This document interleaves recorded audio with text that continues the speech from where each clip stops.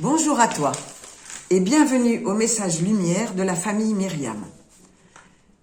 L'évangile d'aujourd'hui nous raconte comment l'apôtre Matthieu a été recruté, entre guillemets, par Jésus. Il était à son bureau de percepteur d'impôts, en train de faire son travail ordinaire, comme Pierre et André, ainsi que Jacques et Jean, qui étaient des pêcheurs et que le Christ a appelés pendant qu'ils étaient à la pêche, faisant leur travail ordinaire. Nous aussi, toi et moi, le Christ nous appelle dans notre vie quotidienne, ordinaire, et quelquefois, il nous demande de laisser ce que nous sommes en train de faire pour pouvoir lui répondre. Par exemple, je suis en train de trier mes papiers, et c'est vraiment nécessaire parce que la pile est impressionnante. Et voilà que le téléphone sonne. Je regarde le numéro qui s'affiche, et je sais que si je décroche, je vais en avoir pour à peu près 1 heure. C'est une amie qui a des soucis et qui va m'en parler longuement. Est-ce que je réponds ou pas?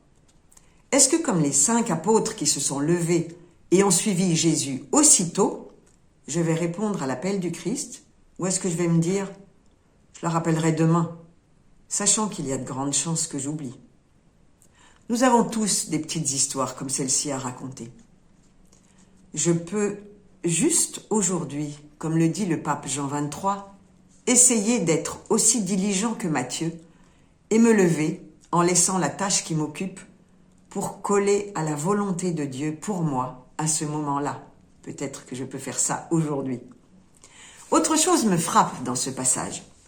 Jésus est à table, probablement dans la maison de Matthieu, et les autres invités sont des amis de Matthieu, des collecteurs d'impôts comme lui. Ceux-ci sont considérés par les pharisiens comme de grands pécheurs, à cause de leur contact répété avec des personnes très variées, de toutes origines, pour la plupart non-juifs, donc impurs aux yeux de la loi. Les pharisiens qui ne doutent pas de la piété du maître qu'est Jésus sont ahuris de le voir à cette table et demandent aux disciples la raison de ce comportement de Jésus. Nous sommes, toi et moi, un peu comme ces pharisiens, qui sont si prompts à juger les autres et à les classer en pécheurs et en justes. Nous avons une fâcheuse tendance à condamner très vite les autres, mais aussi nous-mêmes. Il t'est certainement arrivé, comme à moi, de commettre un acte dont nous n'éprouvons aucune fierté. Et comme il peut être difficile de se pardonner, même si l'on a reçu le pardon de Dieu dans le sacrement de la réconciliation. Il nous est difficile de nous accepter pécheurs, parce que nous voulons gagner le ciel par nos propres forces.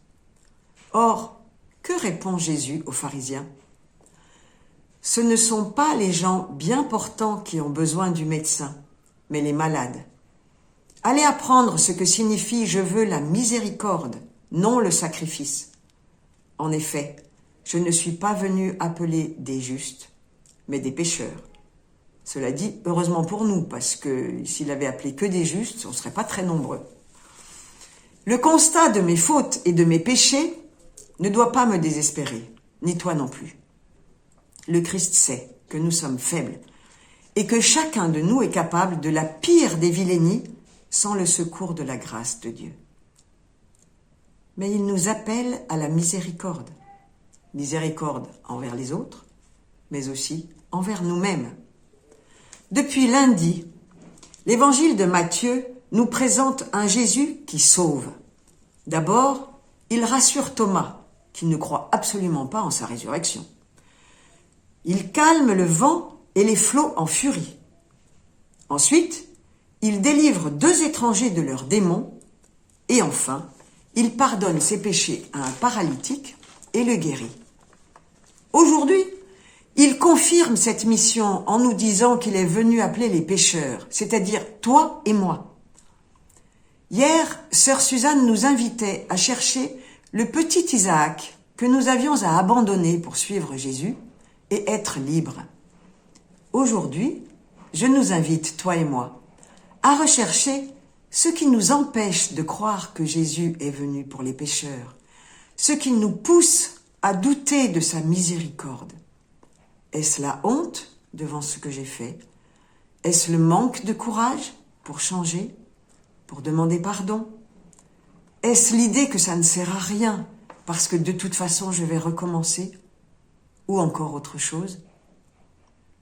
Pour m'aider, je peux me répéter souvent aujourd'hui: Jésus est venu pour les pécheurs. Jésus est venu pour moi.